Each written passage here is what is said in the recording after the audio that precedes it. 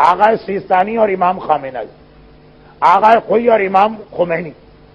یہ نام ساتھ ساتھ چلتے ہیں۔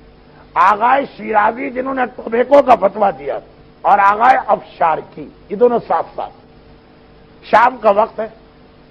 ہم اپنے استاد آغا شیرازی کے مکان کی چھت پہ بیٹھے ہیں، اور اس زمانے میں سامرہ میں دو پرابلم ہوئے تھے۔ ایک تو یہ تھا کہ یہ برٹش امپائر اپنے آپ کو ایکسپینڈ کر رہی تھی، چنانچہ بہت ہی پولیٹیکل ڈسٹربنس تھا، قتل و غارت گری ہو رہی تھی، ٹرائبز کو ایک دوسرے کے خلاف آمادہ کر کے اور شیعہ اور سنی کا اختلاف پیدا کر کے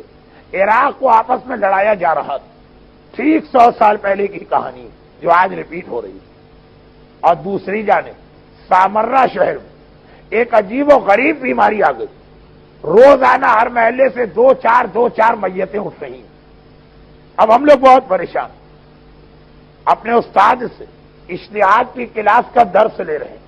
شام کا وقت، مکان کی چھت پہ بیٹھے، ٹھنڈی ٹھنڈی ہوا چل رہی ہے، ایک دم اسی زمانے کے دوسرے عظیم مرجع آغا افشارقیہ، اور چہرہ غصے سے سرخ، بڑے جلال کے عالم میں، مجھے دیکھ کر اور میرے ساتھ میرا ایک اور ساتھی، یہ امام خمینی کے استاد ہیں آغا عبدالکریم، غصے کے عالم میں کہا کہ تم شیعہ قوم کے مجتہد بن چکے ہو، ایک عالم ہو، قوم کو لیڈ کر رہے ہو، تو خالی تمہاری یہ ذمہ داری نہیں ہے کہ ون وے ٹریفک، قوم تمہاری خدمت کرے، تمہیں بھی اپنی قوم کو پروٹیکشن دینا۔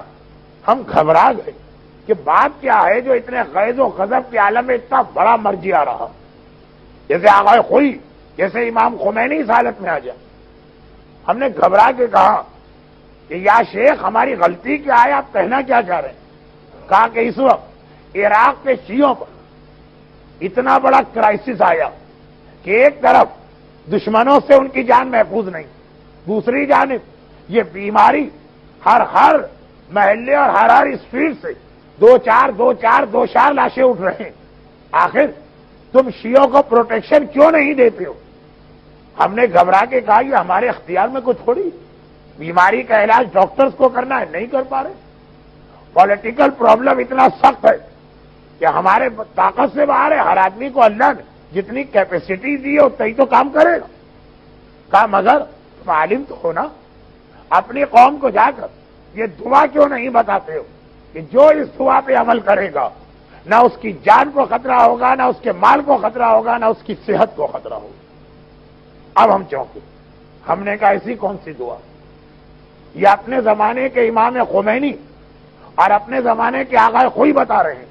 اور شیخ عبدالکریم حائری خود مرجع،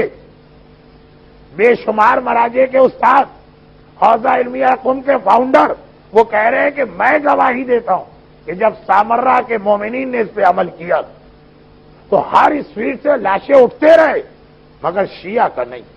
اور اتنے پولیٹیکل پرابلمز میں اس دعا کے بعد کسی شیعہ کی جان کو خطرہ نہیں ہوا۔ دعا کیا ہے؟ دعا بڑی فیمس ہے، مگر ایک چیز کے ایڈیشن کے ساتھ، آغا افشارقی جلال کے عالم میں کہتے ہیں کہ کیا تمہیں نہیں معلوم کہ ہمارے زمانے کا امام ہمارا پروٹیکٹر، اور ایک واسطہ ایسا کہ جب کبھی امام کو یہ واسطہ دیا جائے امام تھوڑا پوچھتا اور فوراً مدد کرتا،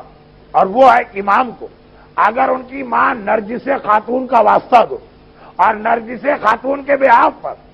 زیارت عاشورہ پڑھو۔ زیارت عاشورہ بہت سے لوگ پڑھتے ہیں، مگر نہیں، میں یہ زیارت عاشورہ پڑھتا ہوں جناب نرجس خاتون کے لیے قربت اللہ، اور زیارت عاشورہ پڑھ کے کہو